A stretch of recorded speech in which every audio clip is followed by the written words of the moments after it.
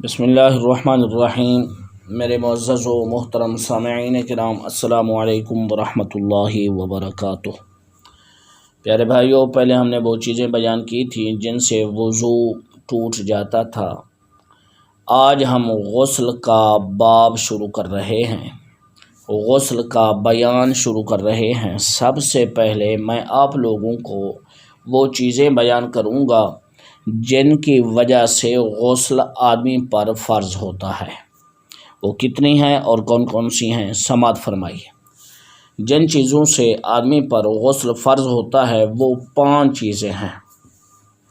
Number 1، منی کا اپنی جگہ سے شہوت کے ساتھ جدا ہو کر عضو سے نکلنا، اس سے آدمی پر غسل واجب ہو جاتا ہے۔ اب سوال یہ پیدا ہوتا ہے، اگر بغیر شہوت کے منی خارج ہو تو اس سے بھی غسل واجب ہوگا یا نہیں؟ اس کا جواب سماعت فرمائیے۔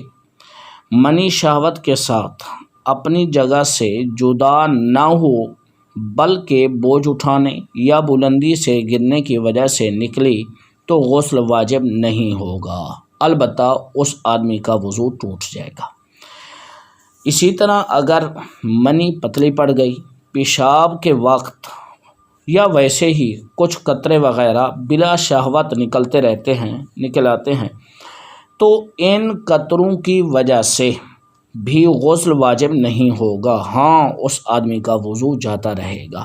اگر وہ قرآن پاک کی تلاوت کرنا چاہتا ہے یا نماز کا ٹائم ہے تو نماز پڑھنا چاہتا ہے تو اس میرے پیارے بھائی کو وضو کرنا پڑے گا۔ پہلے استنجا کرے گا، پھر وضو کرے گا۔ نمبر 2، احتلام یعنی سونے کی حالت میں منی کا نکل جانا، اس سے بھی غسل فرض ہو جاتا ہے۔ نمبر 3، شرمگاہ میں حشفہ تک چلا جانا، خواہ شہوت سے ہو یا بلا شہوت ہو، انزال ہو یا نہ ہو۔ انزال کا مطلب یعنی منی نکلے یا نہ نکلے تو دونوں صورتوں میں دونوں پر غسل فرض ہو جائے گا۔ نمبر 4، حیض یعنی ماہواری، جو عورت کو ہر ماہ کے اندر کم از کم 3 دن، زیادہ سے زیادہ 10 دن خون آتا ہے، اسے حیض کہا جاتا ہے۔ جب عورت حیض کے خون سے فارغ ہوگی تو اس وقت اس عورت پر غسل کرنا فرض ہو جائے گا۔ نفاس یعنی جب عورت بچہ جنتی ہے تو بچہ جننے پر جو عورت کو خون آتا ہے اس خون کو نفاس کہا جاتا ہے۔ اب نفاس کی کم از کم مدت کیا ہے اور زیادہ سے زیادہ مدت کیا ہے، اور اس کی عادات کے مطابق خون سے فارغ ہو گئی تو پھر اس کے بارے میں کیا مسائل ہیں، یہ انشاءاللہ العزیز ہم حیض و نفاس کے باب کے اندر ہی بیان کریں گے۔ بس اتنا ہی آپ سماعت فرما لیں، جب عورت نفاس والے خون سے فارغ ہو جاتی ہے تو اس وقت اس پر غسل کرنا فرض ہو جاتا ہے۔ میرے پیارے بھائیوں، یہ وہ 5 چیزیں تھیں جن کی وجہ سے آدمی پر غسل فرض ہو جاتا ہے۔ میں امید کرتا ہوں کہ آپ بغور سنیں گے۔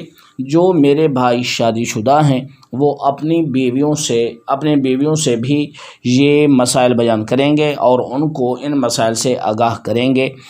اور میرے پیارے بھائیوں، یہ مسائل ضروری ہیں، آپ خود بھی یاد کریں، اپنے گھر والوں کو بھی بتائیں، اور وہ آپ کی گھر والیاں جو ہیں وہ آگے عورتوں کو بیان کریں گی۔ اسی طرح دین مصطفیٰ صلی اللہ تعالی علیہ وآلہ وسلم کے مسائل کا سلسلہ چلتا رہے گا۔